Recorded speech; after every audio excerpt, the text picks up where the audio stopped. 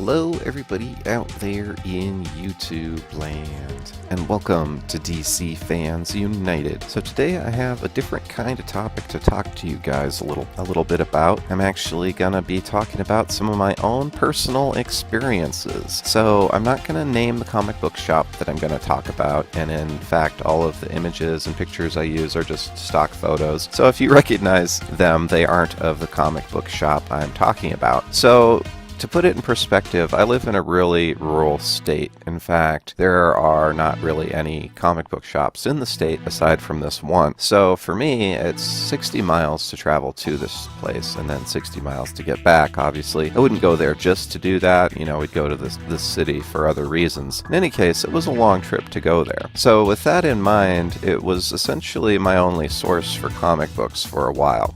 So I would go there and I'd be really excited. You guys know me. I love comic books. So, you know, I'd go there and I'd want to ask questions and talk and look around and stuff, and it was just never really a comfortable environment. And there was a few reasons for that. Almost all of them were because the store owner was very standoffish at best and overall sort of rude, just in general. So, you know, I worked in customer service quite a bit, so I knew how you should talk to people in a business setting, and it just was never really the case. And to me, it seemed like, well, he knew he only had the only shop in a huge area, like hundreds and hundreds of square miles. You know, there's things like Barnes & Noble and whatnot, but as far as floppies that come out on Wednesday, he was the only place in town.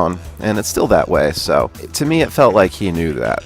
So I'll start giving some specific examples that I can remember, because this is the other thing, I gave him lots of chances. I went to this shop maybe 10 times, and I'll list 5 or 6 different instances that were a problem. So one of the times I went there, I knew he was kind of like, you don't want to bother him in any way. So I waited until 10:30 because I knew the store opened at 10:30, and I went up to it and I even looked kind of at the times just to double check, and I saw it said 10:30. So I tried to pull on the door just to go in, and it was locked. So I was thinking, oh yeah, it's Saturday, but I didn't quite realize that at first. So anyways, I pulled on the door and it was locked, and I looked through, and just because I looked in the glass and I saw him in there, and he was, I can't even remember what he said exactly, but he basically kind of yelled and was just like, we're not open yet. Well, they opened at 11, right? So I went and did some stuff and came back like 20 minutes later when they were open. You could just tell he wasn't happy to see me, and it kind of threw off the whole experience. I still picked up some stuff, but I definitely didn't get as much as I would have. So another instance, I went in and I got a bunch of different comics, but one of the ones I got was Bane Conquest. I've done reviews of that on the channel. I like Bane Conquest, but I had a few issues of it. I went up to the register and,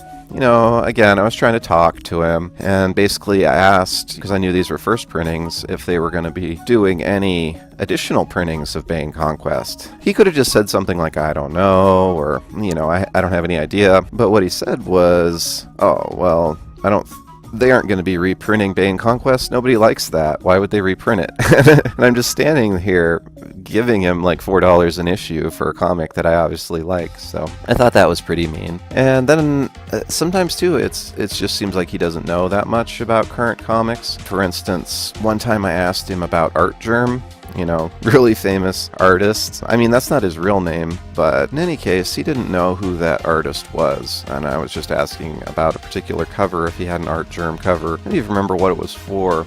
Well, I think it was for Action Comics 1000, because I didn't know at the time that the Art Germ cover was an exclusive. But anyway, he had never heard of Art Germ, and he's just like, Art Germ? And looks at me like I'm totally crazy, like I'm making up words. You know, it's not my fault that you own a comic book shop and don't know literally one of the most popular artists in the industry. You know, if I'd been thinking about it, I would have went over and picked up an issue of Supergirl and said, okay, this guy who drew your Supergirl covers, do you have this cover on this book? But, you know, I didn't even know how to react, because he made it seem like I'm the stupid one, I'm the ignorant one, I'm the one coming at him with like made up Dr. Seuss words, and it's like, dude, you should know this stuff. So anyway, there's more. So another time I bought some stuff, and when I was leaving, up behind the register up on the wall, they have the really expensive comics, and I saw he had Silver Surfer number 1, and I'm not a big Marvel guy, but I thought that was kind of cool, so I said something about that, and he didn't really respond. So then I saw he had a Judas The Judas Contract, and I'm a big fan of George Perez. He's one of my favorite artists. So this is actually something I probably would have maybe bought, if he talked to me about it. So I said, oh wow, Judas Contract. Really like George Perez. And I don't think he even responded. So I'm pretty sure the comic was overpriced anyway. I know it was in the triple digits, but still, how's he going to move something like that if he doesn't talk to people? So in some ways I'm just venting, but I'm also kind of trying to explain that customer service is a big part of retail. And comics is not doing really well as an industry.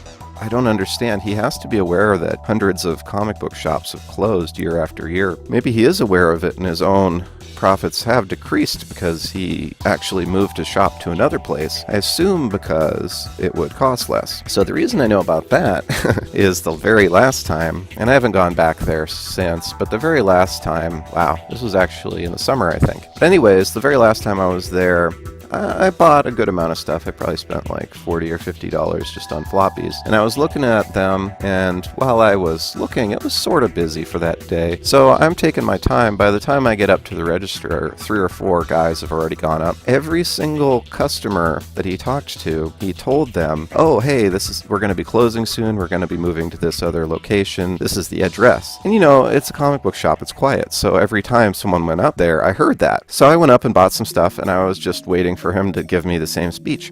And you know what? He didn't say anything. He just took the money and just was like, okay, bye, and I was like, oh, so you're going to be moving? And he was just like, yeah. So I was like, man, this guy really doesn't want me as a customer. So whatever I did to offend him, I really don't think I did anything wrong. And just coincidentally, because I was kind of looking, doing some research before making this video, and I found the Google reviews for this shop, and there's only 33 reviews, but of those, about 10%, so it was 3 reviews had given him 1 star. But of those, one of them said, terrible owner who screams at his customers depending on his moods. So I wasn't the only one who got that treatment, and I just have to assume he's losing a lot of business because of that. Fortunately, though, there are some other ways for me to get comic books. One of those is through Alterna Comics. So they have an Etsy store online. I actually just picked up some. I'm sure you guys have seen. I've been talking about it on my channel. So they have books that are $1.50 each, which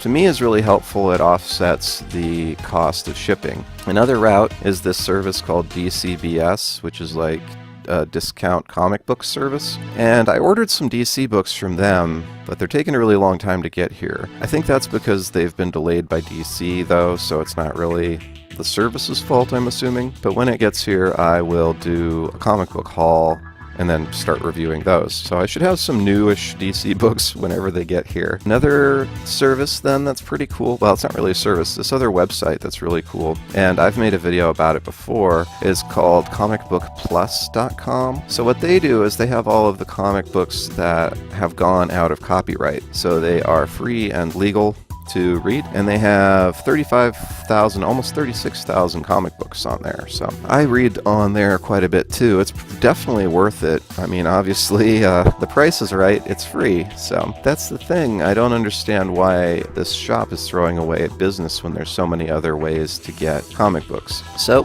with those in mind, I wanted to leave on a positive note. Those are some other ways you can get comics. And I do know they're not close to where I live, but there are 2 nice comic book shop owners that I know, and you can follow on Twitter. One is at Second Prince, and one is at Comic Perch. They're both really cool guys, and I've had them on live streams before. So, yeah, just wanted to share that. It's just kind of some personal stuff I went through, so let me know down in the comments if you had any crazy experiences with comic book shops. I imagine most of the LCSs that are still around, the owners are a lot nicer, so let me know if you have good stories to share as well. I always like to have things end on a positive note. So that's all for now. Thanks for watching. I really appreciate it. Be sure to hit the bell for notifications. Be sure to subscribe if you haven't. And as always, thank you for watching and being a part of DC Fans United. End of line.